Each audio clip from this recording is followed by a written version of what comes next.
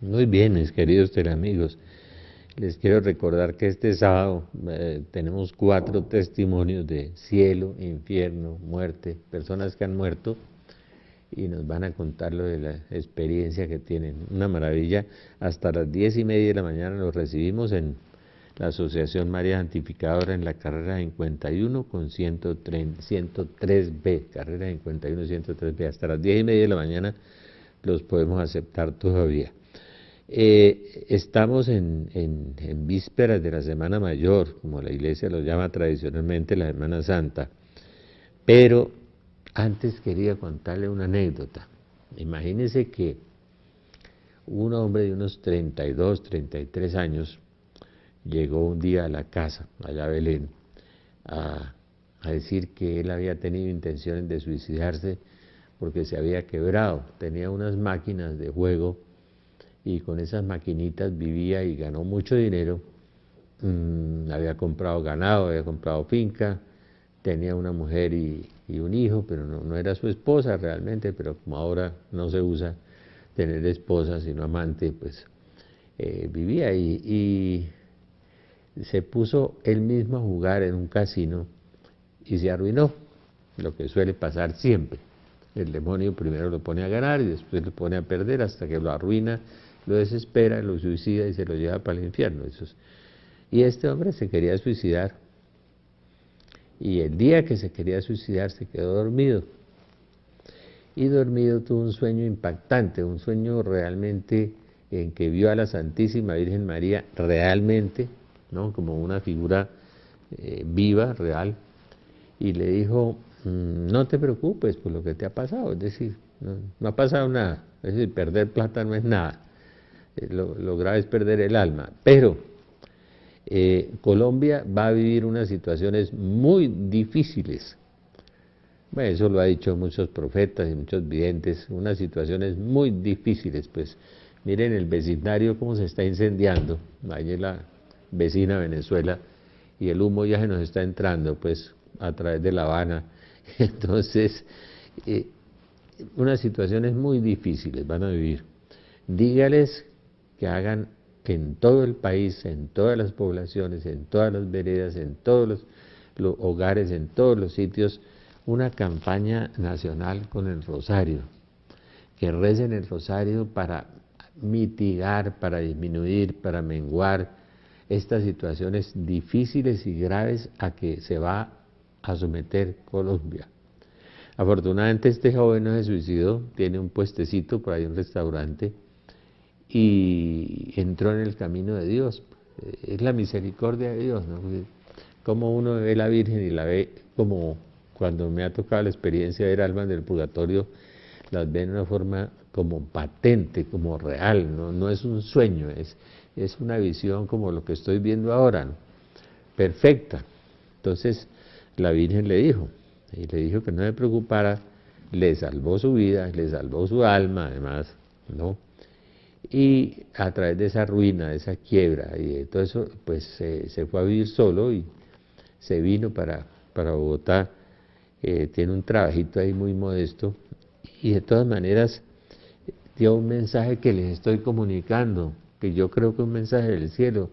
Colombia va a vivir unas situaciones muy difíciles, tienen que, con esto, se puede disminuir, se puede restar, se puede menguar, se puede mejorar la situación.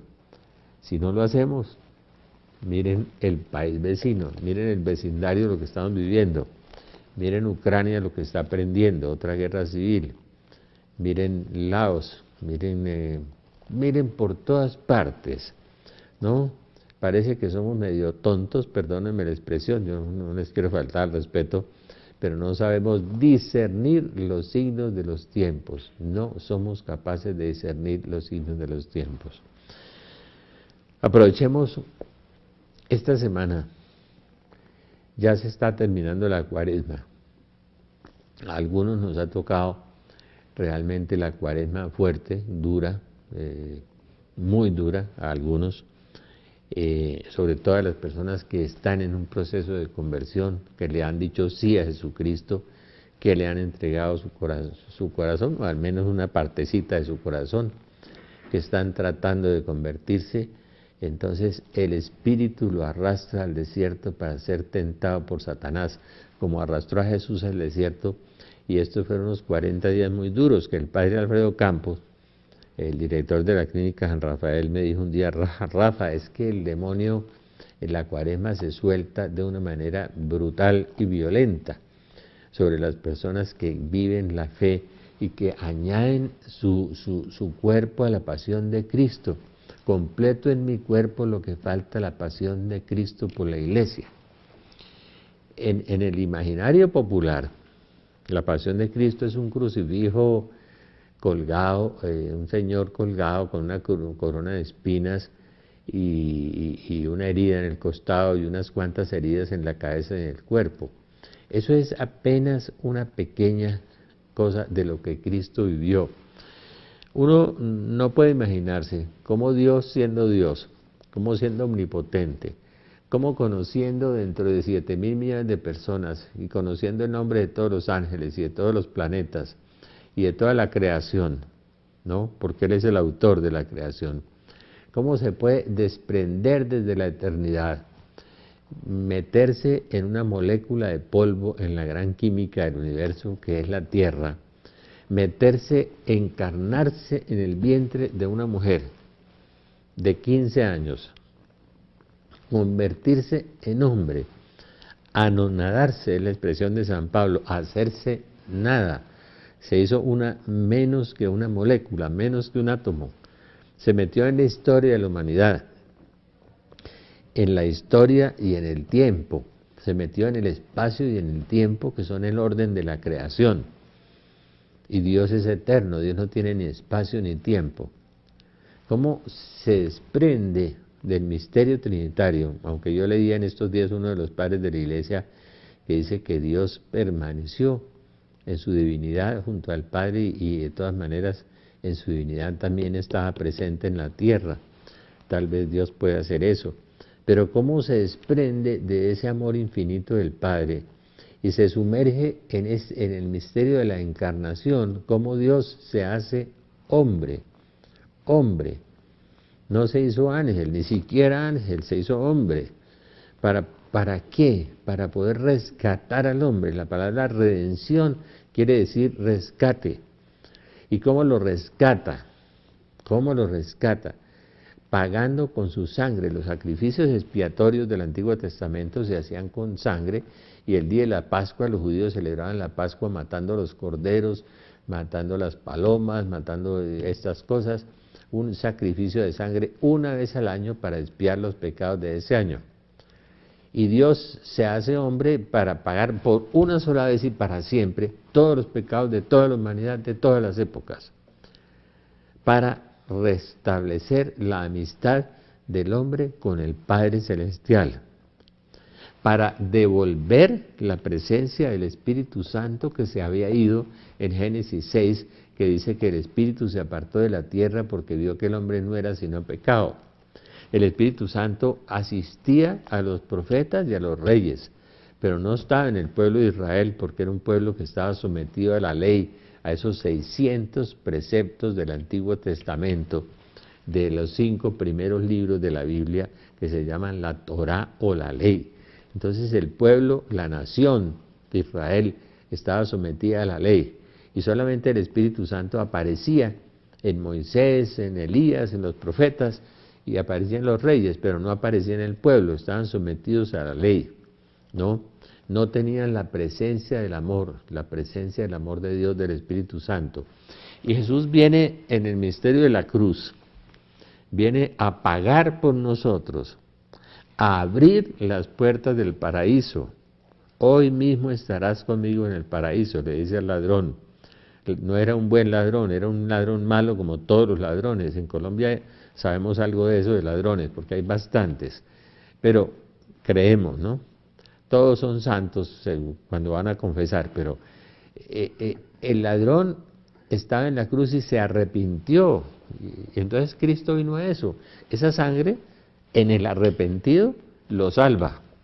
Entonces Cristo vino a pagar por nosotros y dio un ejemplo ahí en la cruz. Su sangre rescató al primero que estaba ahí, a ese ladrón, y nos reconcilió con el Padre, se ofrendó, hizo su oferta de su sangre con un valor infinito porque no tenía pecado, era semejante al hombre en todo menos en el pecado, entonces nos reconcilia con el Padre. Abre las puertas del paraíso, porque los hombres que habían muerto justos, como San José, como Moisés, como Adán, como Eva, como Samuel, ¿no? Como Isaías, como Daniel, como los profetas, y todos los hombres justos estaban en el seno de Abraham. El seno de Abraham, que antes lo llamaban el limbo. Por eso Benedicto dijo que ya no había limbo, porque ellos salieron cuando Jesús descendió a los infiernos. La palabra infierno viene del latín infero, inferi, y lugar inferior, lugar inferior. El primer lugar inferior era el seno de Abraham, donde estaba San José, donde estaba Moisés, donde estaban todos estos santos y estos profetas y estos patriarcas y los hombres justos que se han salvado en la humanidad. Después descendió a otro lugar inferior, ínfero, infierno, al purgatorio. ¿Sí? Se alumbró el purgatorio con la presencia del Mesías, que aún no había resucitado. ¿No? Estaba descendiendo y después descendió al abismo, lo que nosotros llamamos hoy el infierno, el lugar de los condenados que no tienen salida nunca jamás, como decía el infierno del Dante allá en el reloj, nunca jamás. No hay una apocatastasis del infierno en que duran allá un tiempo y después salen, no, está excomulgado y es un hereje el que diga eso. No hay salida de allí, de ese lugar, ¿no? Y eso lo vamos a explicar este mismo sábado en la Asociación María Santificadora de las personas que estuvieron en el infierno. Nos van a ir 3 personas. Bueno, Jesucristo desciende allá, pasa por ahí, dice Ana Catalina Emmerich, y los santos ángeles lo preceden, y las almas de los condenados chillan, aúllan, y los demonios aúllan, porque hay infierno, hay demonios y hay almas condenadas, ¿no? Así algunos teólogos los hayan matado en las facultades de teología o lo hayan encerrado en el infierno, ahí está. Santa Teresa estuvo ahí, San Juan Bosco estuvo ahí, hay fuego eterno, como si Dios no pudiera crear un fuego para los espíritus. También Dios crea fuego para los espíritus. No podemos anular la omnipotencia de Dios a los que están negando. Entonces Jesucristo de ahí sale, y Jesucristo en su infinitud de Dios y en su omnipotencia y en su omnipresencia, Dios se hace presente en toda la creación, en todo el universo, para que todas las cosas fueran recreadas en Cristo. Es decir, el Padre le entrega todo. Al resucitar, Jesús ya pasó por todas partes por el paraíso, pero no había subido al Padre, porque Jesús le dice al ladrón, hoy mismo estarás conmigo en el paraíso. O sea, el Señor se llevó al ladrón para el paraíso también. Con su resurrección se abrió la puerta del paraíso. Estaba cerrada, no había posibilidad de pasar. Entonces eso es la redención, los rescató. Entonces yo soy un Dios de vivos y no de muertos. El que cree en mí no morirá jamás. O sea que no es los que, como dicen los adventistas o los testigos de Jehová, que se queda uno en la tumba allá y a la hora del juicio final aparece nuevamente. No.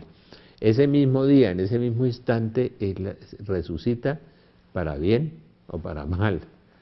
Porque todos compareceremos en el tribunal de Cristo. Todos, nos dice San Pablo. Todos, ninguno se va a escapar de eso. No se escaparon los santos ni nada. Santa Teresa, que estuvo paseándose por los infiernos y vio esas cisternas espantosas. Entonces, Jesucristo, todas las cosas le son sometidas por ese misterio de haberse sido víctima para reconciliarnos con el Padre y para devolvernos el Espíritu Santo. Y con eso hacernos hijos de Dios. Espíritu de adopción que nos dice Abba Padre. Entonces Jesucristo muere y en la cruz realiza esas 3 cosas. Vamos a ver un paréntesis un instante.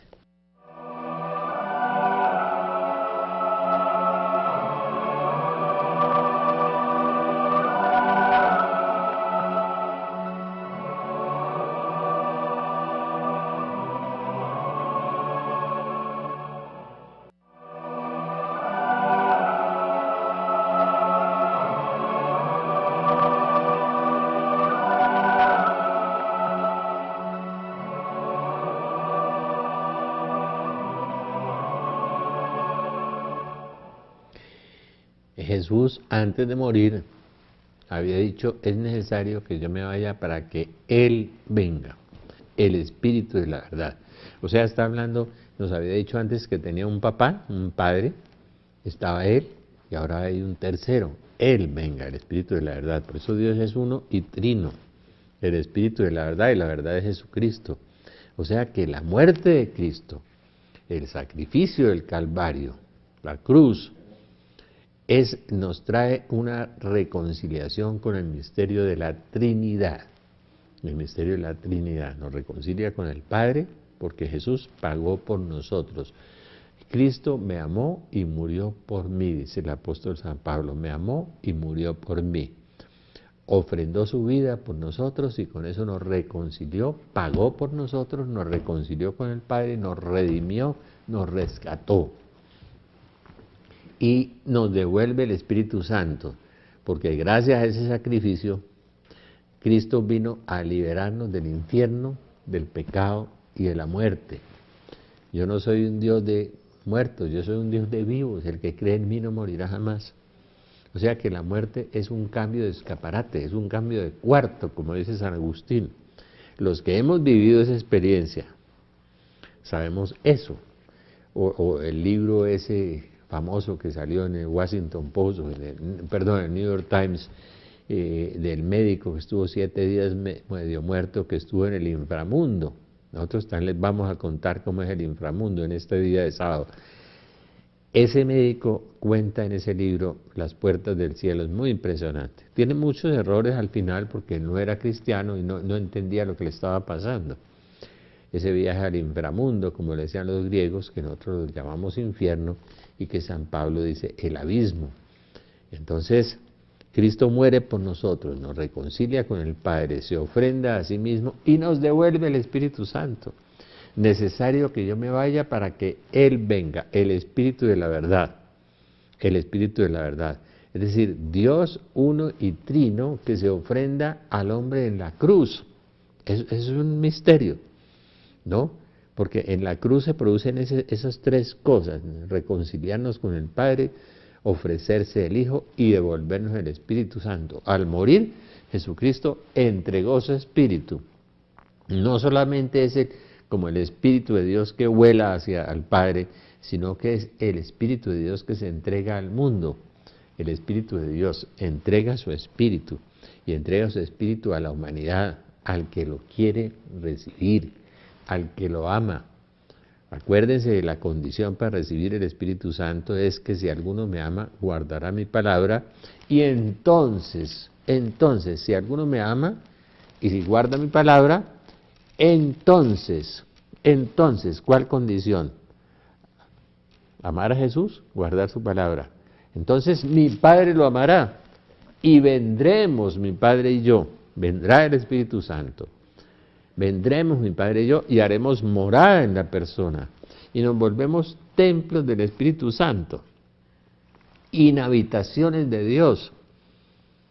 Nos volvemos hijos por adopción, recibimos un espíritu de adopción y somos hijos de Dios.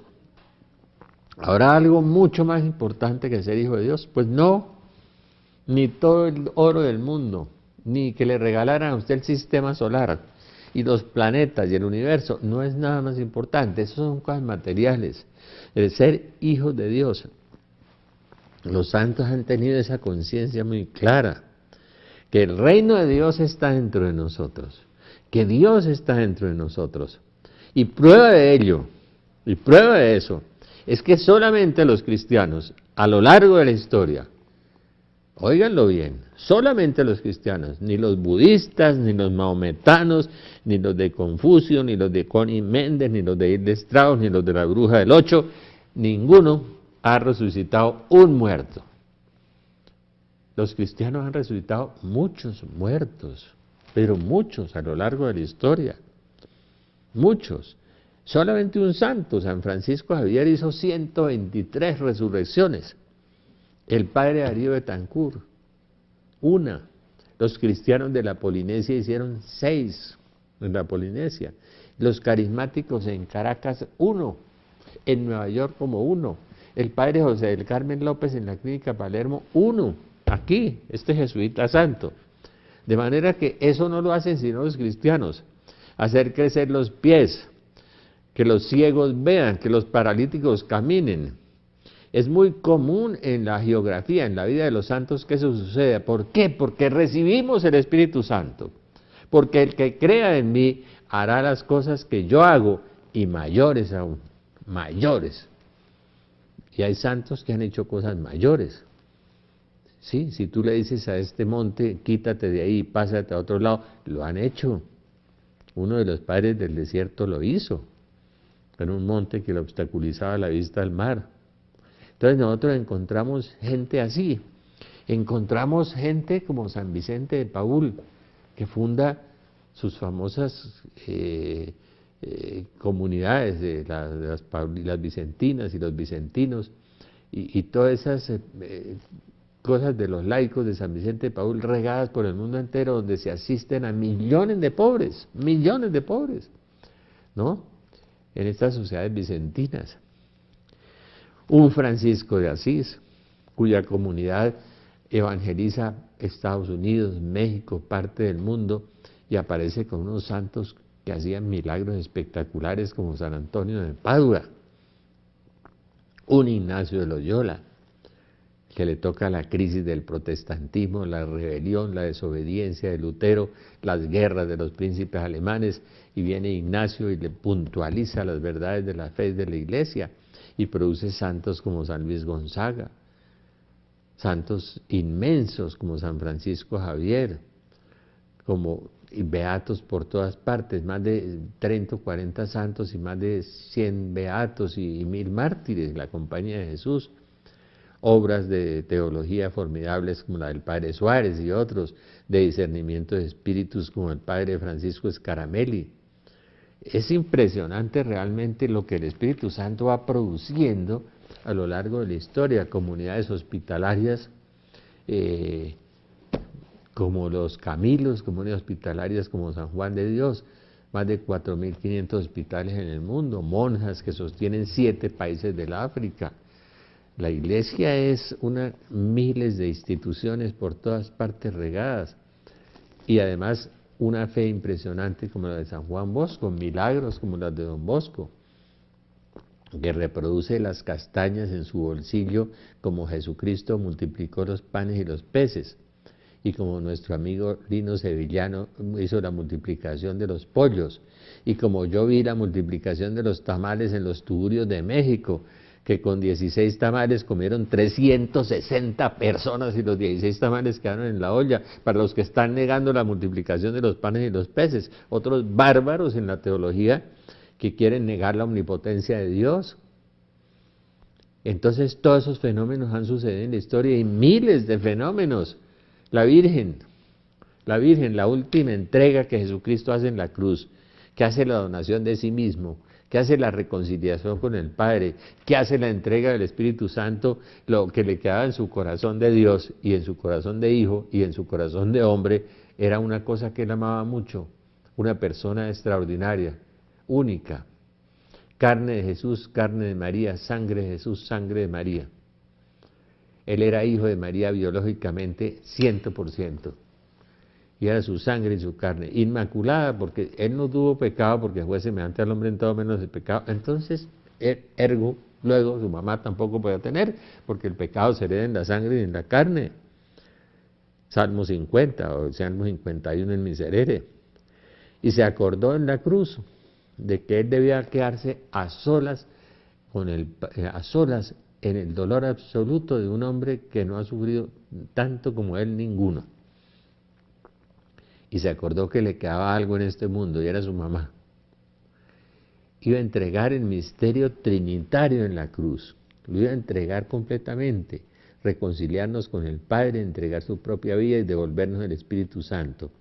Pero se acordó que tenía algo ahí, que amaba mucho, a alguien muy grande. Y madre, ahí a tu hijo, mujer, ahí tienes a tu hijo, hijo, ahí tienes a tu madre. Y le entrega a su propia madre a la humanidad, en una forma increíble. Entregó todo, no se quedó con nada. y nos entrega a la Virgen María. Entonces uno encuentra a la Virgen en Fátima, ¿cuántos milagros? Muchos.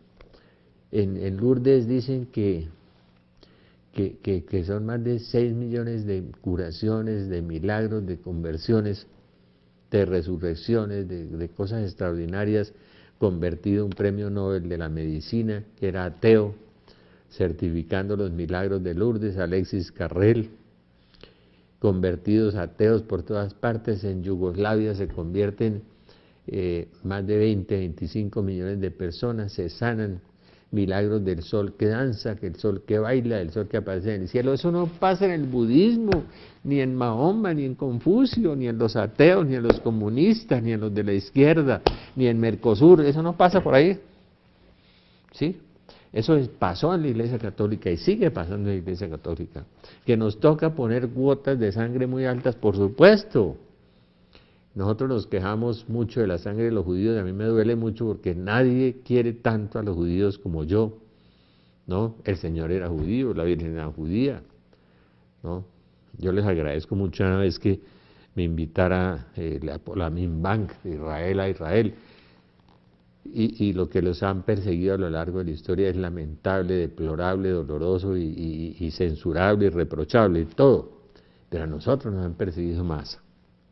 Miren, la Ucrania esa que están ahora, los comunistas pasaron con Stalin y mataron 6 millones, casi todos eran ortodoxos y católicos, y donde las tropas arrasaban, envenenaban el agua, y se arrasaban con los alimentos, y las mujeres con los hijos de pecho se morían, porque no tenían pecho ya para darles ni nada, y los niños caían muertos al suelo.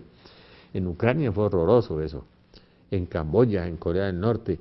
¿Quiénes hemos puesto la sangre? Más que los judíos, nosotros. Más de 75 millones de muertos hemos puesto en el mundo perseguidos. En la Guerra Civil Española, antes en la República Española, más de 25.000 sacerdotes muertos. En Venezuela nos están persiguiendo ahora, atacando los conventos y todo, como si nosotros les hiciéramos daño, como si nosotros estuviéramos armados o los estuviéramos persiguiendo, y lo único que hacemos es orar por ellos, pero no nos pueden ver, es un misterio. Y en el mundo tendréis tribulación, y el mundo os odiará, dijo Jesús, porque tienen la presencia de Dios, y el maligno rechaza a los que tienen la presencia de Dios y los persigue. Es por eso, el mundo os odiará, en el mundo tendréis tribulación, y en cierta manera empezamos nosotros a repetir la pasión de Cristo, a ser otros Cristos. Es decir, la cabeza está en el cielo. Yo tengo una discusión ahí que no hemos podido saldar, y voy a reunirme ahí con unos amigos míos teólogos. Yo no soy teólogo, yo trato de ser teóforo. Teóforo me gusta más, y Teófilo. Teóforo es portador de Dios y Teófilo es hijo de Dios. Me gusta más eso, porque a veces con tantos conocimientos se nos enreda la vida y empezamos a desvirtuar la palabra de Dios. Entonces, la discusión que tengo con mis amigos, ahora se las voy a decir. Vamos a hacer un paréntesis un instante.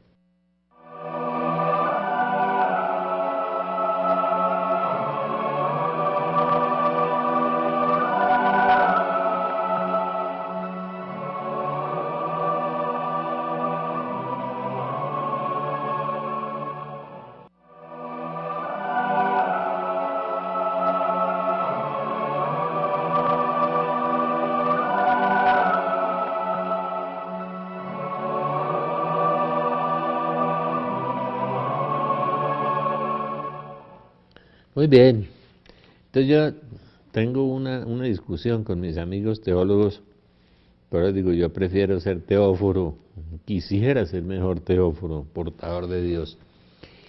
Y a veces tanta ciencia nos confunde la cabeza y nos hace decir herejías, cosas contra la Biblia y contra la fe, que me dice un amigo que lo rete a los teólogos que quieren decir que no hay demonio, que no hay ángeles, que no hay purgatorio, pues que se sienten aquí y nos expliquen de dónde sacan eso, porque queremos saber, porque la Biblia dice otra cosa.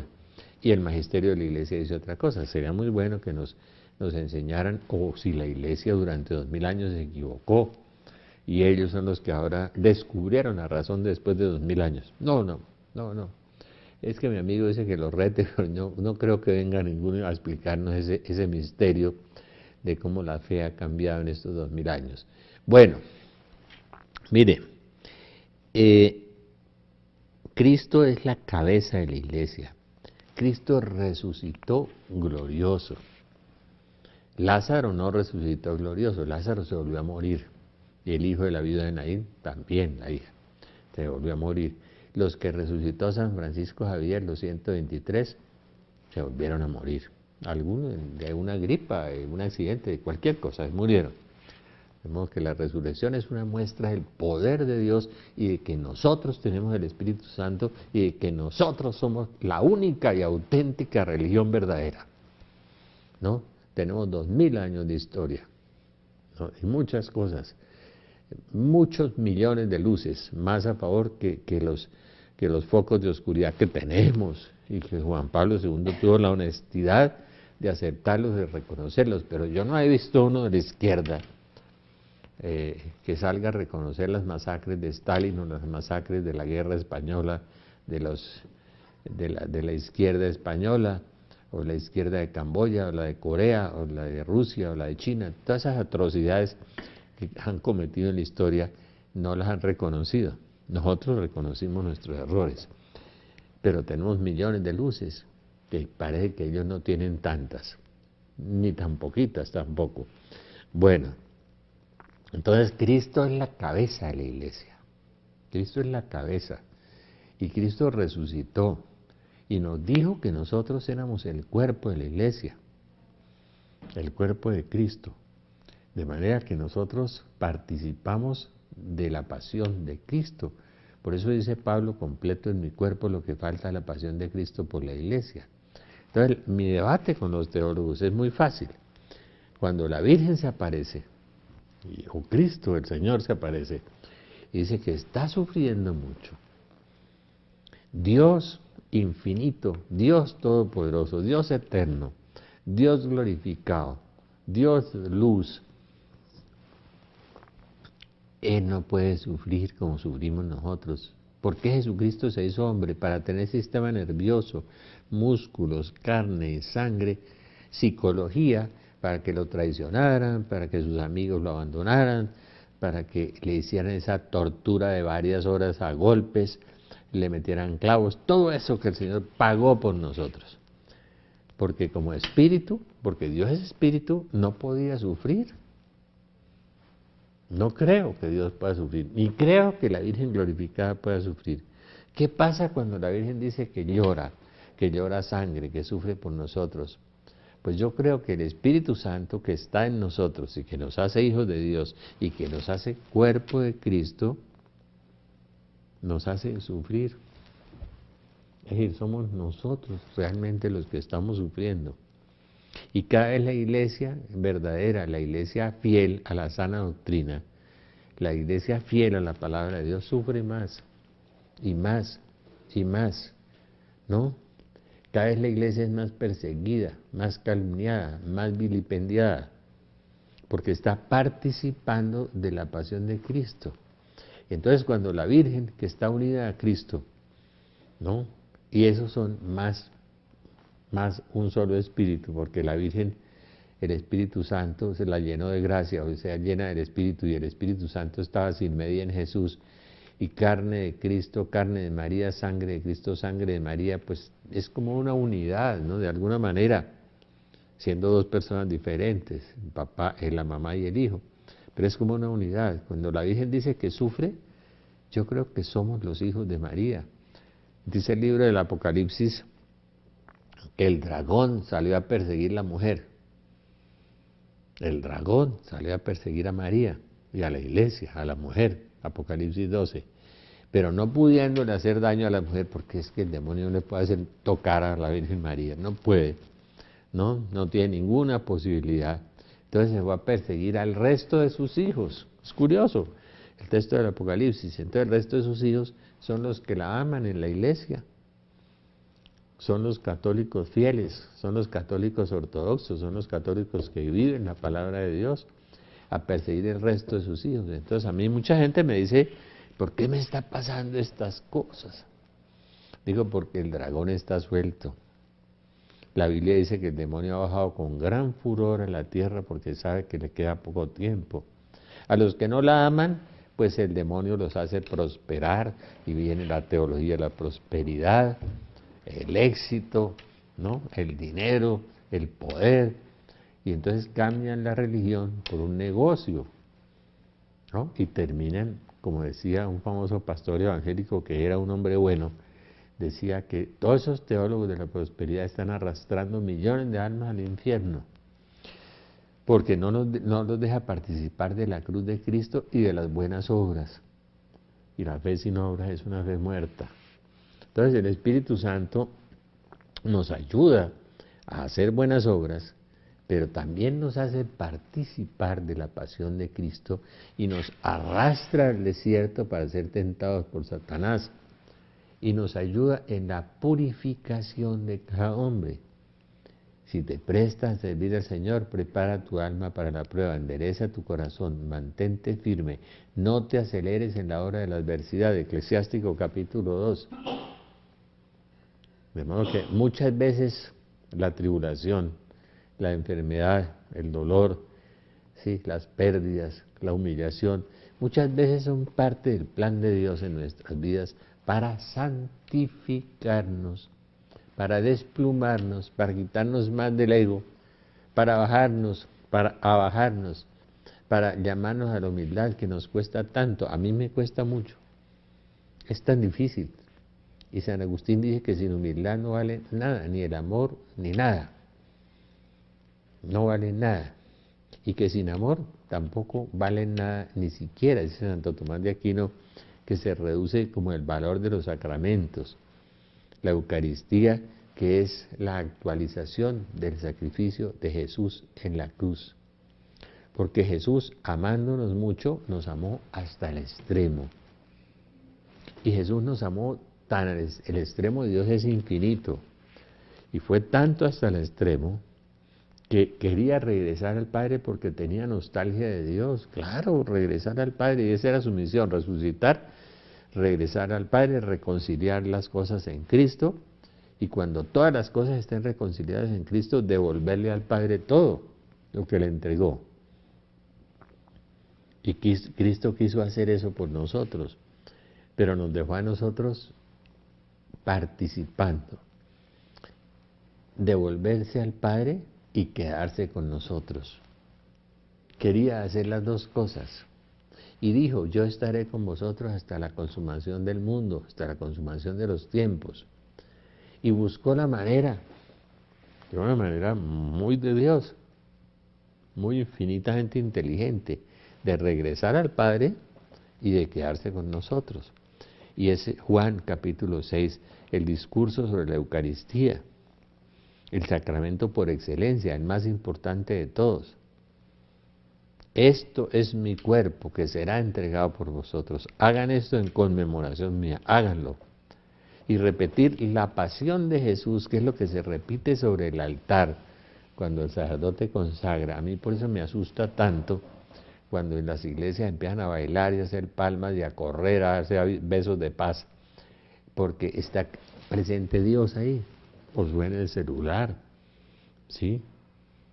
O bostezan las personas, no saben con quién están ni dónde están, no tienen ni idea. Y la falta de respeto y la falta de veneración y la falta de adoración.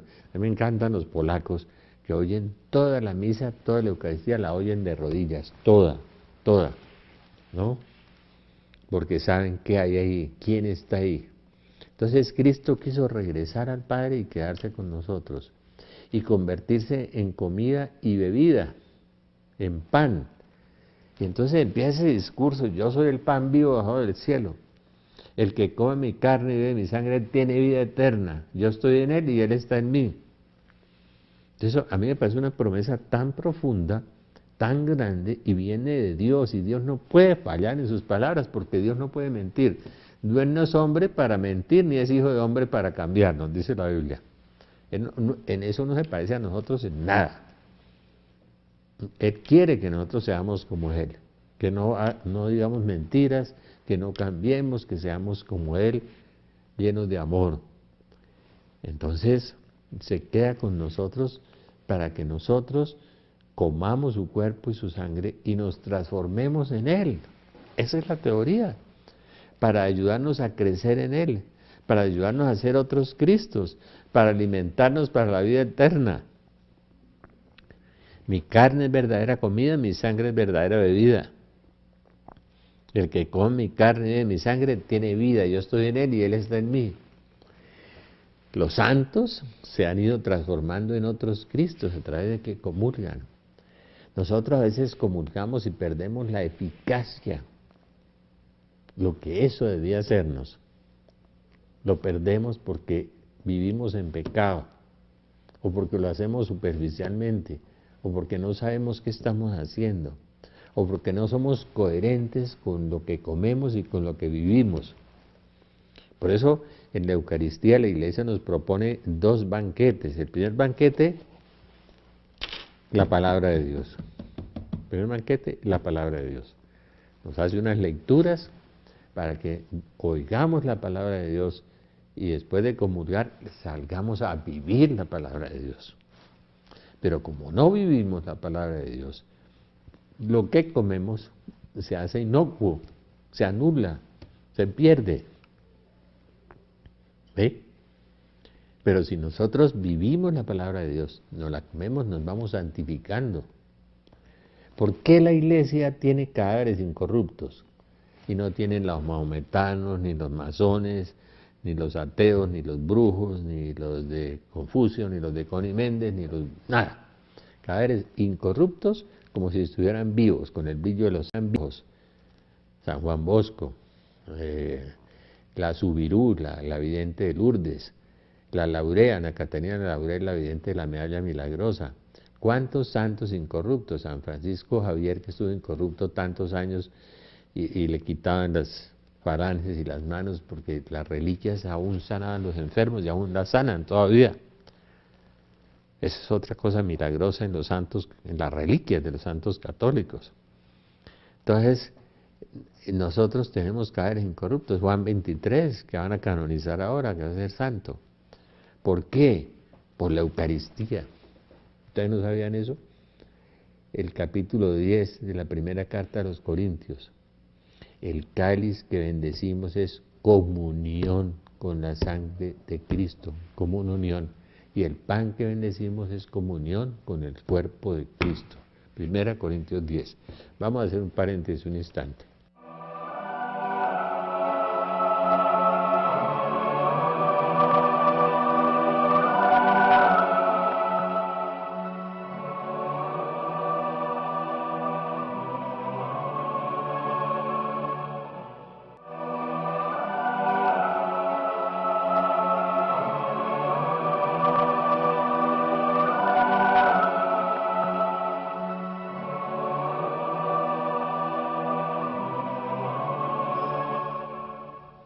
¿Por qué tenemos almas místicas como el Padre Pío, que se van transformando en otros Cristos? El Padre Pío que leía dentro de los demás, leía la conciencia, leía las cosas, veía dentro de los demás, como el Señor vio en Natanael lo que le estaba pasando y sabía antes de que le hablaran lo que iba a pasar, y sabía que aquella mujer había tenido 5 maridos y ninguno era su marido, y se lo dijo. Pues el Padre Pío también, el Padre José del Carmen López, el jesuita, que Dios lo tenga en su gloria, también tenía eso. Por eso el misterio de la Eucaristía. Mi carne es verdadera comida, mi sangre es verdadera bebida. El que me come, yo estoy en él y él está en mí. Entonces, el cadáver de Jesús no se corrompió porque era santo. No se podía corromper, lo mismo el de la Virgen María. Y le sucede a muchos santos cuando Dios da ese privilegio, esa bendición, pero porque han comulgado. Pero en la medida en que comulgan más, también aumenta en ellos la pasión de Jesús, porque la Eucaristía es el memorial de la pasión. No hay muchas Eucaristías, Por eso a mí me divierte a veces cuando la gente dice es que la Eucaristía del Padre Pepe es mejor que la Eucaristía del Padre Heliodoro. Pues no, es la misma, la misma. Puede que el Padre Pepe no predique tan bonito como el Padre Teodoro o el Padre Teodoro, sino que es la misma Eucaristía. Por eso León Blois decía que el famoso intelectual francés que se convirtió en la aparición de la Virgen en la Salette, decía que él iba a cualquier Eucaristía del sacerdote más pequeño, más pobre o más bruto, ¿no? Iba, y era lo mismo, y que trataba de oír la palabra de Dios por boca de ellos y de disfrutar lo mejor y de sacar lo mejor de la palabra de Dios de cualquiera. Eso se llama humildad, ¿no? Cuando uno se siente tan sobrado que tiene que ir a la misa del Padre fulano, porque es que el Padre fulano no me gusta cómo habla, es que es la Eucaristía la que él celebra. Y nadie en el mundo tiene más poder que un sacerdote, nadie, nadie, nadie, ni el presidente de los Estados Unidos, ni el de Rusia, ni los dos juntos, porque es el poder de perdonar los pecados y el poder de traer a Dios sobre un pedazo de hostia. Nosotros luchamos por los poderes efímeros, ellos tienen poderes celestiales y el poder de consagrar. Entonces no hay muchas Eucaristías, hay una sola Eucaristía que comenzó en el Calvario, que fue la que el Señor celebró con su cuerpo, su ofrenda. Esa fue la primera Eucaristía y la anticipó el Jueves Santo como la gran fiesta del amor de Dios, la fiesta del sacerdocio, que iba a poner en práctica el amor de Dios y en práctica la reconciliación, colocar al hombre en el tribunal de la reconciliación, que es el tribunal de la misericordia de Dios, que es la confesión. Por eso la confesión del sacerdote es tan valiosa y es tan importante con cualquier sacerdote, bueno, feo, regular o malo, no importa, él es ministro de Dios, lo que sea. Se puede equivocar en muchas cosas, sí, pero recibió la investidura del ministerio, como cuando una persona es nombrado gobernador, tiene la investidura, así sea un gobernador honesto y bueno, o podrido, o corrompido, es el gobernador. Cuando el sacerdote es el sacerdote, y tiene la investidura. Decía Anita, la que estuvo aquí en un programa, que muchos sacerdotes están yendo al infierno, ¿cierto? Hace poco un sacerdote en España tuvo esa revelación y me la contaron, que había chorros de sacerdotes yendo al infierno. Pues oren por ellos, porque al que mucho se le dio, mucho se le pedirá, y a él se le dio casi todo, casi todo. El poder de perdonar los pecados, el poder de celebrar, de traer a Cristo sobre el altar. A mí me parece increíble eso, ¿no? Me parece increíble, me parece que San Francisco de Asís no se sintió digno de ser sacerdote y fue diácono porque lo obligaron, ¿no? Pero realmente es una cosa muy impresionante, muy impresionante. Y la Eucaristía es tan poderosa que ha habido santos que no han vuelto a comer nada y se han alimentado de la Eucaristía. Mire, Marta Robán, Teresa Neumann, San Nicolás de Flu, fundador de Suiza, duró 23 años sin comer, alimentado por la Eucaristía. Marta Robán duró 50 años sin comer, alimentada por la Eucaristía, y repitiendo la pasión de Cristo, dejando una mujer campesina ignorante, dejando 20.000 páginas de revelaciones.